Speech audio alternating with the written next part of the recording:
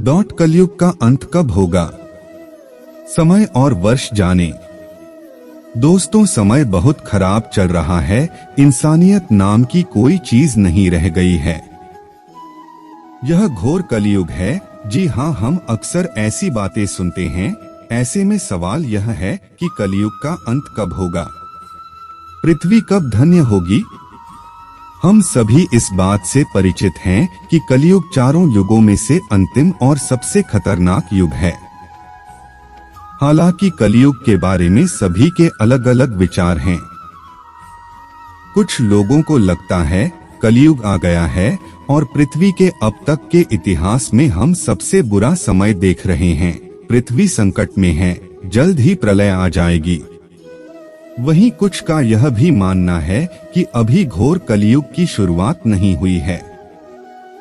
उन्हें लगता है कि अभी और बुरा वक्त आएगा। लेकिन क्या कलयुग के बारे में हमारी सोच वाकई सही है? कहीं ऐसा तो नहीं कि हम समझने में गलती कर रहे हों? यह जानने के लिए हमें इस वीडियो को ध्यान से और अंत तक सुनना होगा। इसलिए वीडियो को स्किप किए बिना हेडफोन लगाकर अंत तक जरूर सुनें। तो आइए जानते हैं कलयुग का अंत कब होगा।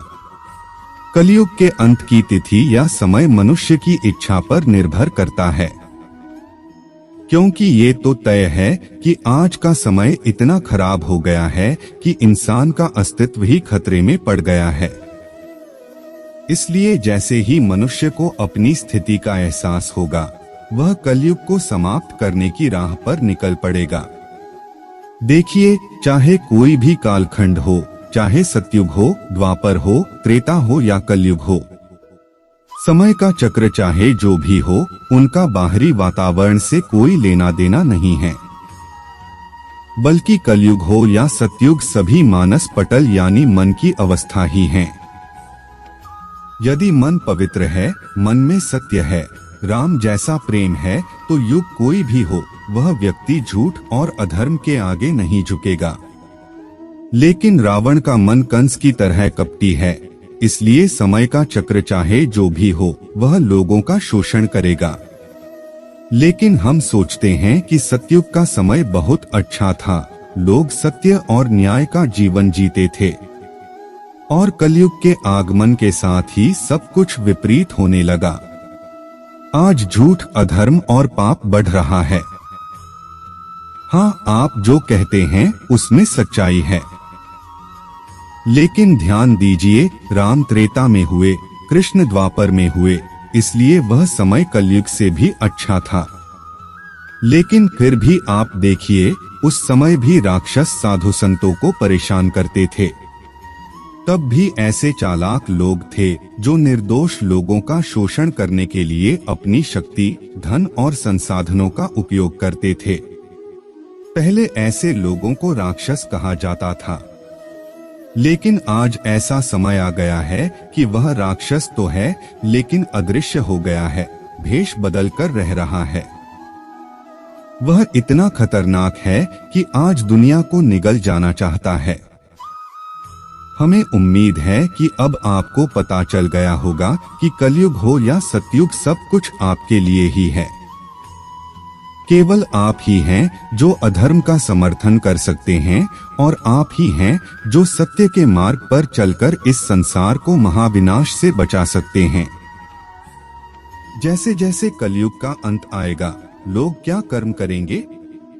पृथ्वी विनाश के निकट है। आज मानव जीवन मानसिक रोगों और पर्यावरणीय समस्याओं से इतना पीड़ित है जितना इतिहास में पहले कभी नहीं हुआ था। निर्दोष जानवरों की हत्या, शोषण, समाज में हो रहे जघन्य अपराध, ये सब बताने के लिए काफी है कि इंसान का आने वाला समय इतना कठिन होगा कि पूरी मानव प्रजाति ही नष्ट हो सकती है। पृथ्वी का औसत तापमान सामान्य से अधिक बढ़ गया है। दुनिया में साफ पानी और हवा की कमी तेजी से बढ़ रही है। और इन सभी प्रकार की समस्याओं की जड़ कोई और नहीं बल्कि इंसान ही है। अज्ञानता के अभाव के कारण संसार में हो रहे विकास को देखकर ऐसा लगता है मानो हमने अपने ही पैरों पर कुल्हाड़ी मार ली हो। वैज्ञानिक भी कई शोधों में यह स्पष्ट कर चुके हैं कि मनुष्य द्वारा अपने फायदे के लिए जिस तेजी से प्रकृति का दोहन किया जा रहा है, यदि उसमें कमी नहीं आई तो निश्चित रूप से मानव प्रजाति का अंत निकट है। घोर कलयुग का प्रारंभ कब होगा? जिस युग में हम जी रहे हैं वह घोरतम कलयुग है। कलयुग का अर्थ है ऐसा समय जिसमें धन और सत्ता झूठ बोलने वालों के हाथ में हो, हिंसा हो और लोगों का शोषण हो। सत्य को दबाया जाता है और लोगों को शांति की अपेक्षा अशांति अधिक प्रिय है। इंसान अपने लालच के लिए किसी भी हद तक जाने को तैयार रहता है। तो क्या हमें अपने आसपास के दृश्यों को देखकर और अपने अंदर झांककर इस भयानक कलयुग का एहसास नहीं होता? यदि ऐसा लगता है कि उपरोक्त बातें सत्य हैं और संसार में अधर्म बढ़ रहा है, निरीह और निरीह प्राणियों का शोषण हो रहा है, तो अब इससे ज्यादा हम किस कलयुग की बात कर रहे हैं? जिस तरह से प्रतिदिन करोड़ों जानवरों को बेरहमी से मारा जा रहा है, उसी तरह आज इंसान को टुकड़े टुकड़े करके मार रहा है। अपनी अय्याशी और मौजमस्ती के लिए उसने जंगलों को नष्ट कर दिया, जानवरों की प्रजातियां विलुप्त कर दी। लेकिन फिर भी इसे शांति कहा गया है। क्या यह बताने के लिए काफी नहीं है कि अंधकारमय कलयुग का आरंभ हो चुका है? तो अब समस्या कब बढ़ेगी, इसका इंतजार करने के बजाय आपको पूछना चाहिए कि जो अधर्मी इस संसार को खाना चाहते हैं, वे जाना चाहते हैं, इन पापियों से निर्दोष प्राणियों को कैसे मुक्ति मिल सकती है? हम राम की तरह इस झूठ के युग में सच्चा जीवन जीकर लोगों को कैसे साबित कर सकते हैं कि सही रास्ते पर चलकर भी अच्छा जीवन जिया जा सकता है? कितने वर्ष बाद समाप्त होगा कलयुग? कलयुग के अंत की समयावधि आप पर निर्भर करती है। अगर आप अपने अंदर बैठे राक्षस को खत्म करने के लिए तैयार हो जाएं, तो आपके लिए अभी से सतयुग की शुरुआत हो सकती है। हम सभी के भीतर देवता भी हैं और राक्षस भी। अंदर बैठे राक्षस को पहचानना आसान है। जब मन सच को स्वीकार करने की बजाय झूठ को ज्यादा पसंद करने लगे तो समझ लें कि राक्षस है। जब मन अपने फायदे के लिए दूसरों को नुकसान पहुंचाने पर राजी हो जाए तो समझ लें कि अंदर राक्षस है। जब मन को शांति से ज्यादा अशांति, कुटिलता, चतुराई पसंद हो तो समझ लें कि अंदर राक्षस है। बस ऐसा करते ही इस राक्षस को मार डालो और इसकी जगह तुम सही चीज से प्यार करने लगते हो। तुम्हारे मन में माफ करने की शक्ति बढ़ जाती है, गुस्से की जगह दया की भावना आने लगती है। अपनी गलतियों को स्वीकार करके सुधार करना होता है। अगर इच्छा बढ़ जाती है तो समझ लीजिए कि आपने देवता को अपने अंदर स्थापित। ध्यान से और अंत तक सुनना होगा, इसलिए वीडियो को स्किप किए बिना हेडफोन लगाकर अंत तक जरूर सुनें। तो आइए जानते हैं कलयुग का अंत कब होगा। कलयुग के अंत की तिथि या समय मनुष्य की इच्छा पर निर्भर करता है, क्योंकि ये तो तय है कि आज का समय इतना खराब हो गया है कि इंसान का अस्तित्व ही खतरे में पड़ गया है। इसलिए जैसे ही मनुष्य को अपनी स्थिति का एहसास होगा, वह कलयुग को समाप्त करने की राह पर निकल पड़ेगा। देखिए, चाहे कोई भी कालखंड हो, चाहे सतयुग हो, द्वापर हो, त्रेता हो या कलयुग हो, समय का चक्र चाहे जो भी हो, उनका बाहरी वातावरण से कोई लेना देना नहीं है। बल्कि कलयुग हो या सतयुग, सभी मानस पटल यानी मन की अवस्था ही है। यदि मन पवित्र है, मन में सत्य है, राम जैसा प्रेम है, तो युग कोई भी हो, वह व्यक्ति झूठ और अधर्म के आगे नहीं झुकेगा। लेकिन रावण का मन कंस की तरह कपटी है, इसलिए समय का चक्र चाहे जो भी हो, वह लोगों का शोषण करेगा। लेकिन हम सोचते हैं कि सतयुग का समय बहुत अच्छा था, लोग सत्य और न्याय का जीवन जीते थे, और कलयुग के आगमन के साथ ही सब कुछ विपरीत होने लगा। आज झूठ, अधर्म और पाप बढ़ रहा है। हाँ, आप जो कहते हैं उसमें सच्चाई है, लेकिन ध्यान दीजिए, राम त्रेता में हुए, कृष्ण द्वापर में हुए, इसलिए वह समय कलयुग से भी अच्छा था। लेकिन फिर भी आप देखिए, उस समय भी राक्षस साधु संतों को परेशान करते थे। तब भी ऐसे चालाक लोग थे जो निर्दोष लोगों का शोषण करने के लिए अपनी शक्ति, धन और संसाधनों का उपयोग करते थे। पहले ऐसे लोगों को राक्षस कहा जाता था, लेकिन आज ऐसा समय आ गया है कि वह राक्षस तो है, लेकिन अदृश्य हो गया है, भेष बदलकर रह रहा है। वह इतना खतरनाक है कि आज दुनिया को निगल जाना चाहता है। हमें उम्मीद है कि अब आपको पता चल गया होगा कि कलयुग हो या सतयुग, सब कुछ आपके लिए ही है। केवल आप ही हैं जो अधर्म का समर्थन कर सकते हैं, और आप ही हैं जो सत्य के मार्ग पर चलकर इस संसार को महाविनाश से बचा सकते हैं। जैसे जैसे कलयुग का अंत आएगा, लोग क्या कर्म करेंगे? पृथ्वी विनाश के निकट है। आज मानव जीवन मानसिक रोगों और पर्यावरणीय समस्याओं से इतना पीड़ित है जितना इतिहास में पहले कभी नहीं हुआ था। निर्दोष जानवरों की हत्या, इंसानों का शोषण, समाज में हो रहे जघन्य अपराध, ये सब बताने के लिए काफी है कि इंसान का आने वाला समय इतना कठिन होगा कि पूरी मानव प्रजाति ही नष्ट हो सकती है। पृथ्वी का औसत तापमान सामान्य से अधिक बढ़ गया है। दुनिया में साफ पानी और हवा की कमी तेजी से बढ़ रही है, और इन सभी प्रकार की समस्याओं की जड़ कोई और नहीं बल्कि इंसान ही है।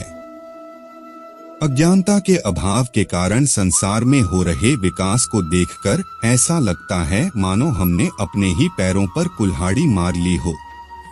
वैज्ञानिक भी कई शोधों में यह स्पष्ट कर चुके हैं कि मनुष्य द्वारा अपने फायदे के लिए जिस तेजी से प्रकृति का दोहन किया जा रहा है, यदि उसमें कमी नहीं आई तो निश्चित रूप से मानव प्रजाति का अंत निकट है।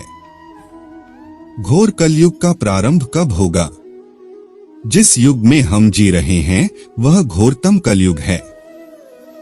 कलयुग का अर्थ है ऐसा समय जिसमें धन और सत्ता झूठ बोलने वालों के हाथ में हो, हिंसा हो और लोगों का शोषण हो। सत्य को दबाया जाता है और लोगों को शांति की अपेक्षा अशांति अधिक प्रिय है। इंसान अपने लालच के लिए किसी भी हद तक जाने को तैयार रहता है। तो क्या हमें अपने आसपास के दृश्यों को देखकर और अपने अंदर झांककर इस भयानक कलयुग का एहसास नहीं होता?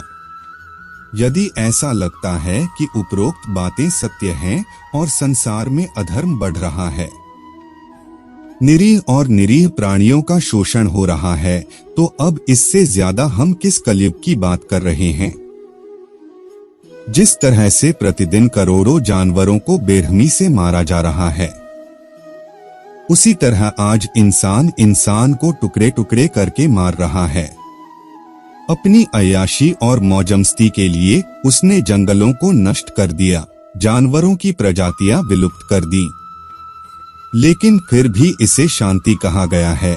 क्या यह बताने के लिए काफी नहीं है कि अंधकारमय कलयुग का आरंभ हो चुका है?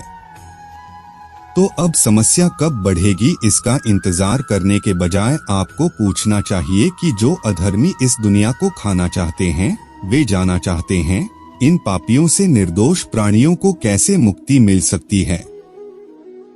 हम राम की तरह इस झूठ के युग में सच्चा जीवन जीकर लोगों को कैसे साबित कर सकते हैं कि सही रास्ते पर चलकर भी अच्छा जीवन जिया जा सकता है। कितने वर्ष बाद समाप्त होगा कलयुग? कलयुग के अंत की समयावधि आप पर निर्भर करती है। अगर आप अपने अंदर बैठे राक्षस को खत्म करने के लिए तैयार हो जाएं, तो आपके लिए अभी से सतयुग की शुरुआत हो सकती है। हम सभी के भीतर देवता भी हैं और राक्षस भी। अंदर बैठे राक्षस को पहचानना आसान है, जब मन सच को स्वीकार करने की बजाय झूठ को ज्यादा पसंद करने लगे तो समझ लें कि राक्षस है। जब मन अपने फायदे के लिए दूसरों को नुकसान पहुंचाने पर राजी हो जाए तो समझ लें कि अंदर राक्षस है। जब मन को शांति से ज्यादा अशांति, कुटिलता, चतुराई पसंद हो तो समझ लें कि अंदर राक्षस है। बस ऐसा करते ही इस राक्षस को मार डालो और उसकी जगह सही चीज से प्यार करने लगो। तुम्हारे मन में माफ करने की शक्ति बढ़ जाती है। गुस्से की जगह दया की भावना आने लगती है।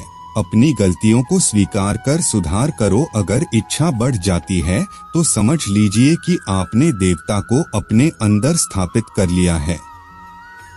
संक्षेप में, जिस क्षण आप स्वयं सत्य के मार्ग पर चलना शुरू कर देते हैं, कलयुग आपके लिए समाप्त हो जाता है।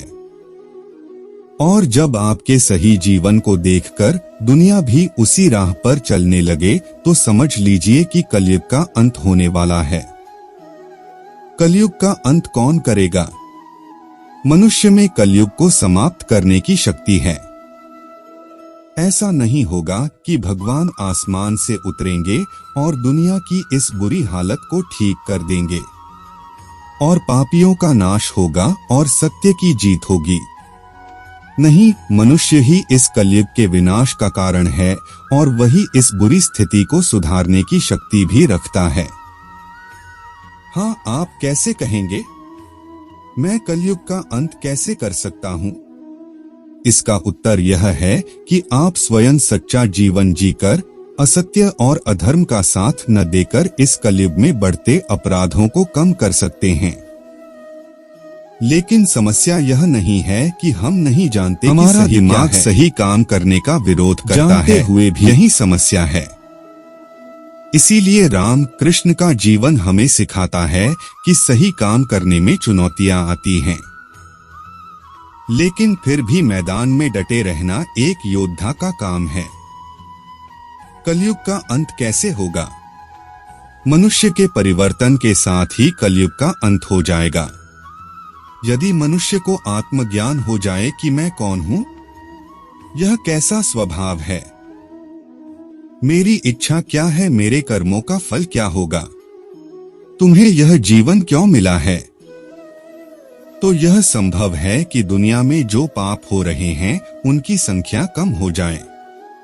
उदाहरण के लिए, यदि मनुष्य को यह पता चले कि अपने स्वाद के लिए निर्दोष जानवरों को मारना उचित नहीं है तो क्या होगा? इससे मुझे शांति और शांति नहीं मिलेगी, तो दुनिया में जो करोड़ों जानवर काटे जा रहे हैं वे काटना बंद कर देंगे। उसी प्रकार यदि मनुष्य के पास बोध यानी समझ हो तो वह हर समस्या से निपट सकता है और पृथ्वी को विनाश से बचा सकता है। अन्यथा दुनिया में सरकार चाहे कितने भी कानून और नियम बना ले, अगर लोगों में आत्मज्ञान नहीं होगा तो वे दुनिया का वही हाल करेंगे जो इस समय दुनिया में हो रहा है। तो दोस्तों, मुझे उम्मीद है कि आपको वीडियो पसंद आया होगा और अगर आप हमारे चैनल पर नए हैं तो वीडियो को लाइक करें और चैनल को सब्सक्राइब करें। आपके एक लाइक से हमें प्रेरणा मिलती है, हौसला मिलता है। धन्यवाद।